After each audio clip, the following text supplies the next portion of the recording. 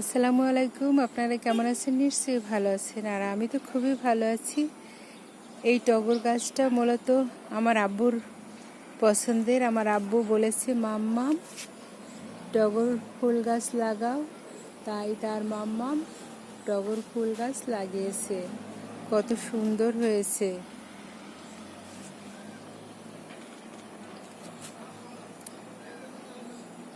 আব্বু, তোমাকে অসংখ্য অসংখ্য ধন্যবাদ। তুমি কবে আসবে সোনামণি? এই যে দেখো, গাছেরা তোমাকে ডাকছে, ফুলেরা ডাকছে। সাধু স্বামী সকাল, সোনামণিরা তাড়াতাড়ি চলে এসো।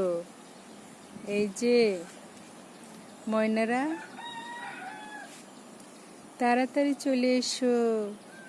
ওরা আর থাকতে পারছে না তোমাদের ছাড়া। ময়নারা,